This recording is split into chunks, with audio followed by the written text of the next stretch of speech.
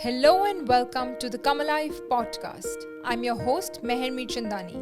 I'm a mother with a story, a business leader with a vision, and an author whose work focuses on transforming lives and relationships through a better understanding of self love. Today's episode is called Self Love 5 Steps to Start Your Journey.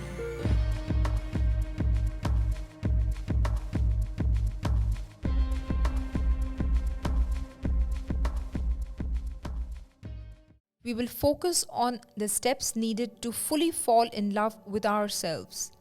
I will briefly mention the process and what needs to be done at each step to get you closer to the horizon of falling in love with yourself. This episode will also unfold a new perspective to love. It will help you realize love is a process of going within to emerge as a lover of yourself.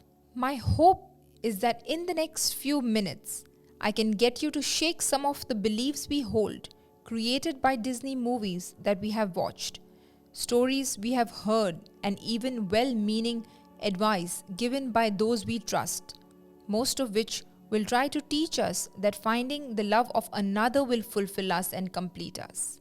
I'm here to challenge this and repaint these images created in our head, disrupt your beliefs of inadequacy, and rebuild a belief of pure love which originates from within. Let's start by defining self-love. The first question most clients I coach or friends I meet ask me is, how is self-love different from being selfish? Self-love is the act of accepting yourself and continually seeking ways to evolve from life's experiences as they happen to you. Conversely, selfishness is controlling and manipulative. Let me explain this. When we are in love with ourselves, we are focused on our physical and mental well-being. We live in faith, we trust the process of evolution.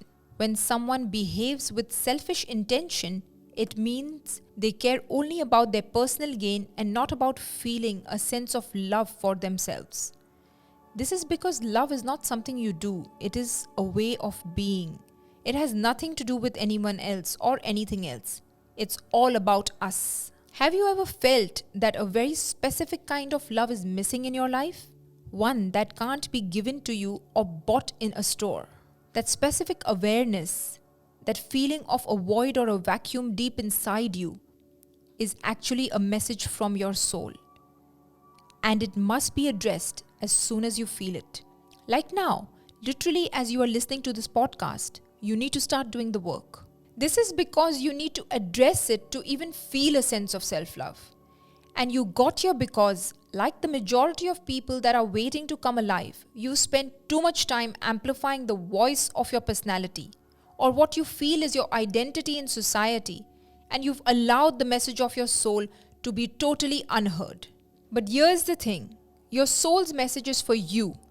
This message states that the specific kind of love you have for yourself needs to be released for you to feel whole. I ignored my soul for most of my life. When I started my fashion business in 2002, all I wanted was to succeed and have my clothes worn by celebrities, stocked at the world's best stores and showcased at New York Fashion Week. I didn't want anything beyond this. I believed that once I reached this destination, I will be the happiest person on this earth. The transitory relief was believed to be the solution to my issues I was facing internally. The metaphor I like to give is of a painkiller. When we are in pain in our hearts and soul, we aim to achieve momentary happiness and peace by indulging in addictions, work, money, possessions, rigorous training, drinking, coffee, smoking, and others. Everyone gets a temporary high on different things, and they become our painkillers to move forward in life. The addictions are often camouflaged as stress relievers as the brain registers all pleasures in the same way, whether they originate with a psychoactive drug, a monetary reward, a sexual encounter, or a satisfying meal.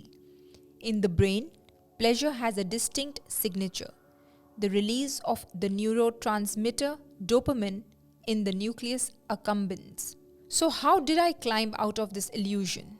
As soon as I realized that I was not getting fulfillment, I started taking action.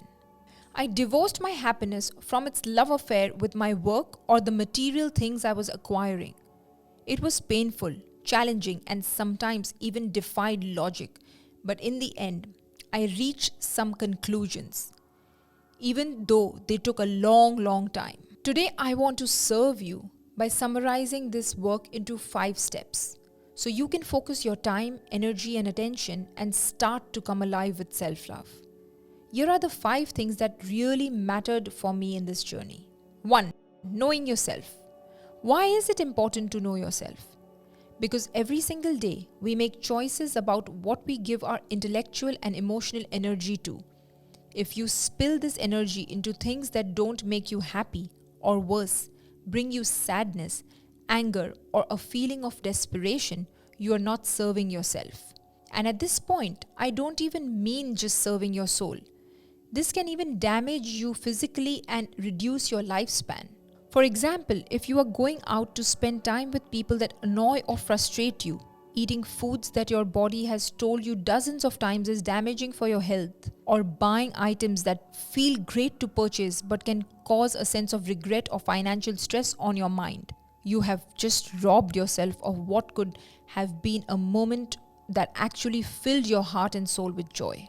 These choices are dangerous. Very dangerous. And when your mind or choices cause stress on your body, this is known as a psychosomatic response, and your body treats it like any other sickness. Am I literally telling you that at this point that knowing yourself is actually good for your health?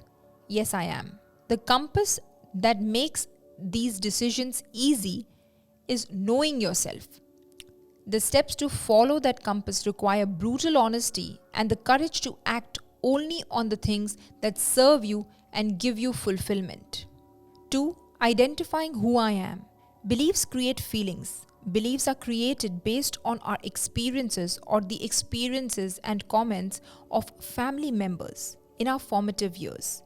And since the subconscious mind is absorbing and open until the age of 7, these beliefs go straight into our subconscious mind. And as we know, the subconscious mind is about 95% of our brain. At this point, I had to go deeper and question how my beliefs were created and how it was affecting my behavior. I had to regularly check in on my feelings and question why I felt the way I did, good or bad. This added a layer of consciousness and self-care that prevented me from feeling negative and helped me identify when negative thoughts were arising. 3. Dissolving false beliefs. Overcoming and changing beliefs is a major part of the process. Once feelings and beliefs programmed in us have been identified, we need to start working on them from the inside. We need guidance, coaching, healing, discipline, and routine to start overcoming them. It is an inside job and needs your commitment. 4. Letting go.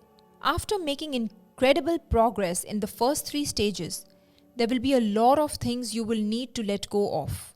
With discipline, we can start letting go of everything that doesn't serve us, which will include things, people, activities, and thoughts. Your utmost responsibility is to serve yourself, and hence everything else can be allowed to let go. 5. Being in love. Once you have let go, you will feel peace. And here I will express how it feels to be in love with yourself through accepting, appreciating, and nurturing yourself. When we start living and serving from within with intention and consciously, we start to grow into becoming the best version of ourselves. Our unlimited capacity for self-love emerges. The universe supports us and we feel it. What stands in the way of eternal happiness is the self-doubt we carry due to our programming at a young age. An incorrect belief of inadequacy keeps us away from our greatness, our peace, and our happiness. Go over the 5 steps I just mentioned, repeat, reshuffle, and remix them until you break the cycle of self-doubt and start to see the light of self-love and feel its warmth. Thank you for listening to this episode of the Come Alive podcast. If you enjoyed the show, please leave us a 5-star rating and review on Apple Podcast. Hit the follow button on Spotify and share the podcast with anyone who needs to hear it. If you are watching the visual podcast on YouTube, make sure you hit the subscribe button and the notification bell, as well as leave us a like and a comment. I look forward to us talking again on the next episode. Thank you and lots of love.